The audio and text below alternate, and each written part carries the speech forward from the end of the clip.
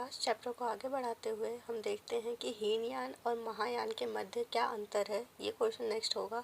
तो हीनयान बेसिकली वो लोग थे जो गौतम बुद्ध की शिक्षाओं का पालन करते थे और ये मानते थे कि हमारे जो खुद के व्यक्तिगत प्रयास है वही हमें दुखों से मुक्ति भी प्राप्त प्रदान करेगा और बेसिकली मोक्ष की भी प्राप्ति हमें उसी के जरिए होगी। लेकिन अगर मैं महायान की बात करूँ तो महायान जो है गौतम बुद्ध की मूर्ति की जो है वो पूजा करते थे, बोधिसत्व जिसे कहा जाता है। उसको जो है एक तरीके से अपने मुक्ति के मार्ग के जो है एक तरीके से कहा जाता है कि मुक्ति का मार्ग जो है उन्हीं के जरिए उन्हें मिलेगा, वही उन्हें मुक्त कराएंगे, ये उनकी विचारधारा थी। हीनयान गौतम बुद्ध की मूर्ति को नहीं पूजते थे। इसके साथ हीनयान जो है वो निब्बान प्राप्ति के लिए जो अष्टांगिक मार्ग है जो मैंने पीछे कराया था आपको कल, उस पे बल देते थे। जबकि महायान जो है ये मानते थे कि वो जो बोधिसत्व की अवधारणा है वही उनको जो है मुक्ति प्रदान कराएगी या मोक्ष प्रदान कराएगी। पुराने हीनयान संप्रदाय के लोग जो होते थे उन्हें क्या कहा जाता था, थेरीवादी कहा जाता था, क्योंकि ये जो है पुराने जो प्रतिष्ठित नियम वगैरह हैं उसी मार्ग पे ही चल रहे थे, इनमें कोई बदलाव नहीं हुआ था। ठीक है, और इसीलिए इन्हें हीन भी कहा जाता है। महायान को ऐसा लगता था कि ये हमसे नीचे है, हीन है, क्योंकि ये पुरानी चीज़ों को आगे कंटिन्यू कर रहे हैं। बोधिसत्वों को जो परम एक तरीके से उनका मानना था कि जो हमारे अच्छे कर्म है, जो हमारे पुण्य के कर्म है, वही हमें दुखों से मुक्ति प्रदान करेगा और यही जो एक हमारे अच्छे कर्म है ये दूसरों की सहायता के लिए है। ठीक है, इसके साथ साथ लोगों को यह विश्वास था कि गौतम बुद्ध जो है, महायान के लोग मानते थे कि गौतम बुद्ध उन्हें जो है मुक्ति दिला सकते हैं और इसीलिए जो है उन्हें बोधिसत्व मतलब गौतम बुद्ध की मूर्ति की पूजा करने की जो एक परंपरा है वो महायान में स्टार्ट हो गई थी। इसके साथ नेक्स्ट क्वेश्चन में आते हैं। अब जैन धर्म से रिलेटेड क्वेश्चन होंगे आपके। जैन धर्म के बारे में देखते हैं कि उनकी जो महत्वपूर्ण शिक्षाएं हैं वो क्या है। तो जैन धर्म बेसिकली जो इसका विस्तार है कहा जाता है, इसको सबसे ज़्यादा एक तरीके से फेमस किसने किया था, वो थे वर्धमान महावीर।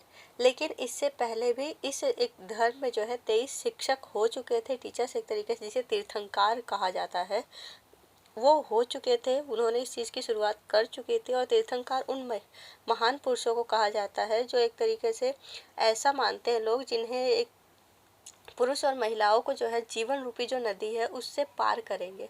अगर कहा जाए इन शॉर्ट तो ये लोग मतलब धरती लोक से जो है उन्हें दूसरे लोक में ईश्वर की शरण में लेकर जाएंगे, पर एक परलोक लेकर जाएंगे। ठीक है, तो ये जो जीवन रूपी नदी है उससे पार जो ले जाने वाले लोग हैं उन्हें तीर्थंकर कहा जाता था। इसके साथ महावीर जैन ने जो है इस जैन धर्म से रिलेटेड जो है कुछ शिक्षाएं दी थी, जिसमें सबसे पहले देखते हैं कि संपूर्ण विश्व जो है वो प्राणवान है। अगर मैं पीछे गौतम बुद्ध की शिक्षा की बात करूँ तो उन्होंने कहा था निर्जीव है, इसमें आत्मा विहीन है। लेकिन अगर मैं जैन धर्म की बात करूँ तो ये मानते हैं कि पूरे विश्व में जो है प्राण है, सजीव है पूरा विश्व, चाहे वो पत्थर हो, चट्टान हो या फिर जल हो, इस सब में जीवन है। इसके साथ साथ जो है अहिंसा की बात दोनों ही धर्म कहते हैं, लेकिन अगर मैं जैन धर्म की बात करूँ तो ये अहिंसा पे बहुत ज़्यादा बल देते हैं। इनका मानना है कि इंसान, जानवर, पेड़ पौधे, कीड़े मकोड़े किसी को भी ना मारना जो है अहिंसा का सिद्धांत है। इसीलिए अगर आप लोग देखते होंगे तो जैन धर्म के जो मानने वाले लोग हैं, जो इनके महान एक तरीके से विचारक होते हैं, वो पैरों में चप्पल तक नहीं पहनते, क्योंकि उनका विश्वास है कि अगर उनके पैरों के नीचे कोई कीड़ा मकोड़ा आके मर जाएगा तो उसका भी पाप उन्हें लगेगा। तो ये अहिंसा पे बहुत ज़्यादा जोर देते हैं।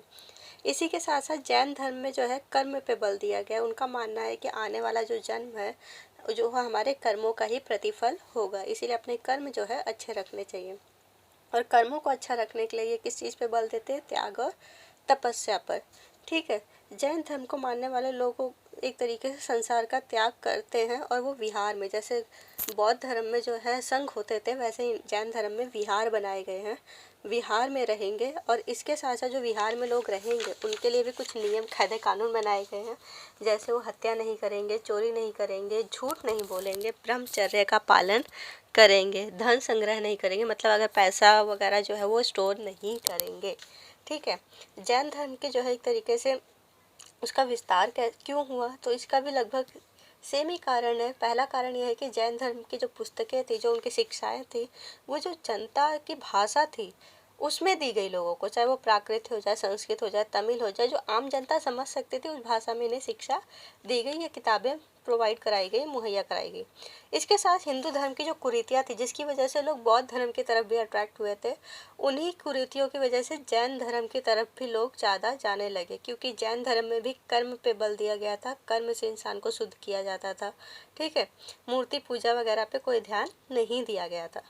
इसके साथ हम देखते हैं कि मंदिरों की जो स्थापत्य कला है, वास्तुकला, एक तरीके से शिल्प कला, जो कैसे मंदिर बनाए जाते थे, उसकी विशेषताएं क्या होती हैं, क्या थी उस समय के। सबसे पहले हम देखते हैं कि मंदिर जो है एक चौकोर कमरा बनाया जाता था, जिसे गर्भगृह कहा जाता था। बेसिकली गर्भगृह वही जगह होती है जहाँ पे भगवान की मूर्ति रखी जाती है और उसकी पूजा की जाती है। मंदिरों में प्रवेश करने के लिए एक दरवाज़ा होता था, जहाँ पे बेसिकली जो उपासक होते थे वो मूर्ति की पूजा करने के लिए वहाँ से अंदर आ सके।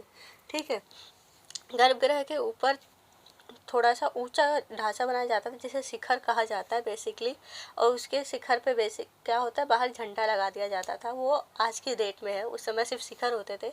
मंदिर की दीवारों पर अक्सर भित्ति चित्र, मतलब दीवारों पे जो है अलग अलग तरह की डिजाइन्स या फिर आकृतियाँ उकेरी जाती थी, भित्ति चित्र जो है हमें देखने को मिलते हैं। मंदिरों के साथ साथ और भी चीज़ें बनाई जाती थी, जैसे विशाल सभा स्थल बनाए जाते थे। ऊंची ऊंची दीवारें जो है मंदिर के चारों तरफ बना दी जाती थी, जिससे मंदिर और जो बाहर की दुनिया है उसमें अंतर कर सके, बाहर की दुनिया से मंदिर अलग दिखाई दे। स्तूपों को जो है, जैसे स्तूपों में तोरण द्वार होते थे, वैसे ही तोरण जो है मंदिरों में भी लगाए गए। अब सभा स्थल, जो मैंने स्टार्टिंग में बताया कि मंदिरों के चारों तरफ विशाल सभा स्थल बना दिया जाता था, वहाँ लोग क्या करते थे, जो धार्मिक कर्म कांड है, चाहे वो पूजा हो जाए, भजन हो जाए, कीर्तन हो जाए, ये सारे काम करते थे। अब भजन और कीर्तन जैसी चीज़ों के लिए तो बहुत ज़्यादा लोग इकट्ठा होंगे, तो जल आपूर्ति, लोगों को पानी पिलाने की जैसी चीज़ों का भी इंतजाम वहीं किया गया। इसके साथ मंदिर में गोपुरम बनाया गया, लंबे स्तंभ वाले गलियारे बनाए गए जहाँ लोग इकट्ठा हो सके, सभा मंडल बनाए जाते थे। इसका उदाहरण हमें देखने को मिलता है सबसे पहले प्रारंभिक समय में, जो पहाड़ियों को काट कर जो कृत्रिम गुफाएं बनाई गई, वो कृत्रिम गुफाएं नहीं होती थी, मनुष्य की मानव निर्मित गुफाएं नहीं होती थी, बल्कि वो मंदिर ही होते थे जहाँ पे वो जाके पूजा पाठ करते थे। इसके साथ 8वीं सदी का जो मंदिर बना है कैलाशनाथ, जिसे शिव को समर्पित किया गया, शिव की वहाँ पूजा होती है, ऐसा ही परंपरा का उदाहरण है। इसके साथ साथ अजंता अलोरा के जो मंदिर है, जो एक बहुत बड़े विशाल पत्थर को काट कर बनाई गई है, वो भी इसी चीज़ का एग्जाम्पल है, जिसमें अजंता जो है बौद्ध धर्म को समर्पित, मतलब बुद्ध धर्म के लोग वहाँ पे पूजा पाठ करते हैं, और एलोरा जो है वो शिव को समर्पित है। ठीक है, इसके साथ अगर मैं हिंदू धर्म की बात करती हूँ, तो वहाँ पे दो चीज़ें हमारे सामने ज़्यादा उभर कर सामने आती हैं, एक वैष्णववाद और दूसरा शैववाद। वैष्णववाद की अगर मैं बात करूँ, तो वो लोग जो विष्णु को महत्वपूर्ण देवता मानते हैं और उनकी आराधना पे बल देते हैं, वो वैष्णववादी है।